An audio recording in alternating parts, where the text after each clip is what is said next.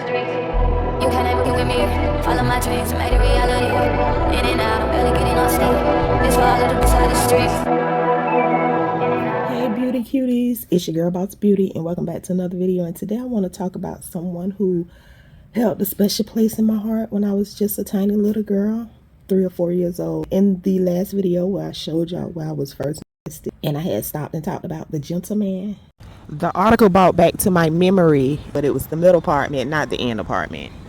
That's what we're talking about today. The gentleman, the man who was a gentle, nice, sweet man that was my mama's friend, and she used to go visit him, you know, leave the apartment and go up to his place and sit a couple of hours, and this man would feed me every snack he had in his house. And when I say every snack, I'm not exaggerating. Any and every snack he had, he would feed me. The point I'm making today, that man never disrespected me. That man never touched me. That man never tried me in any manner as the others have, right? I'm making a point with this.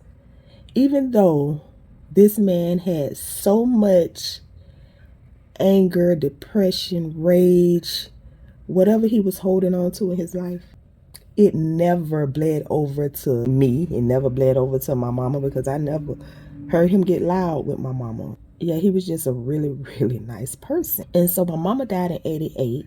I went and stayed with my daddy and my grandma on 24th Street. And after a couple of years of me being there, just every day, come home from school, go mind my business, go lay in front of the TV, the middle of the floor, and lay in front of the floor model TV. That would be my thing.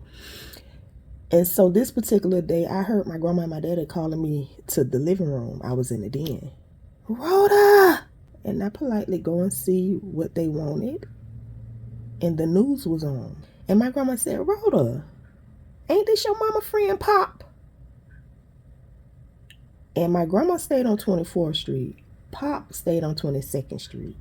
Where I got in those apartments, that's West 22nd Street. So technically they stayed 2 streets over. And I looked at the news and I said, yes. I had no comprehension of what was going on. Once I just looked at the face on the news, I didn't know what was going on. I had to, linger around a little bit to hear what grown people was talking about. Why Pop had done went to GMC, General Motors. If I'm not mistaken, he may have been the 2nd or the 3rd mass in the country. Could have possibly been in the world, I'm not sure. But he had went to GM Motors and took his own life. You're looking at archived video from 1990 when GMAC became the target of a man whose car had been repossessed. The shooter killed 9 people before turning the gun on himself. Our crime and safety expert Ken Jefferson says that incident shook things up in Jacksonville. Shortly after that, measures were taken to try to prevent that sort of thing. It's got to come on a much larger scale now. Corporations, businesses, people have got to pay attention to what's going on. All I can remember my grandma saying when I was asking her what was going on, I'm trying to understand why that nice man went and shot up all those people. I could not comprehend it to save my life for nothing. I just couldn't believe it. Not Pop. I just couldn't believe it. Like, no, not Pop. No, not Pop. And she told me because they took his car, that's why all of those people.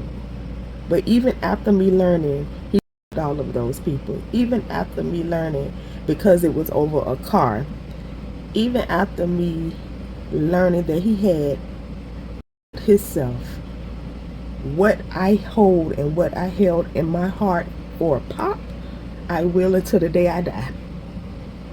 I will always hold something special for him because he was like the only grown man that I was around as a child that I could remember, besides my daddy, besides my granddaddy, and besides my uncles on my daddy's side.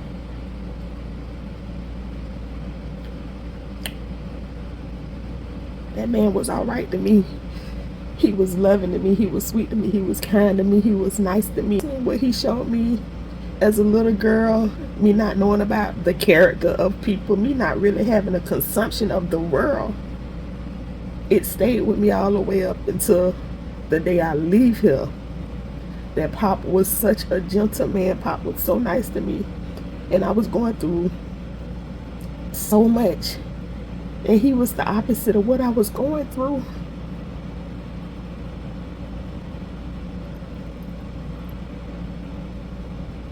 And yes, you know, I feel sorry for the families that lost their loved ones. And I don't feel that it was right that he did that. But at the end of the day,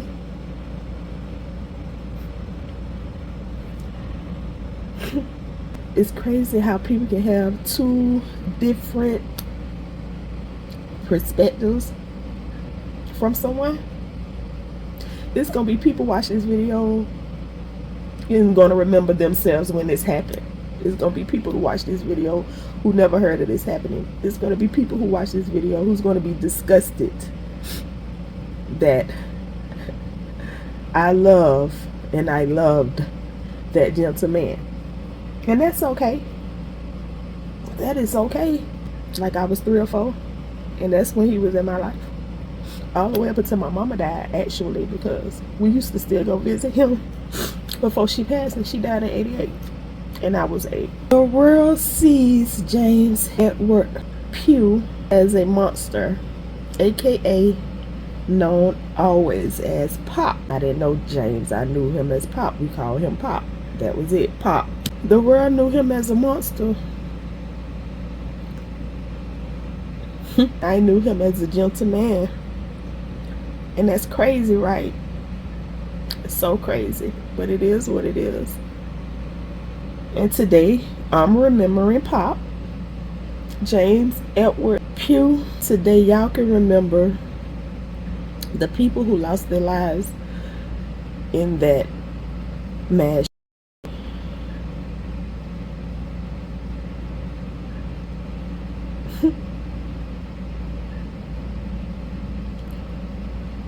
I will always and forever hold a spot in my heart for you, Pop.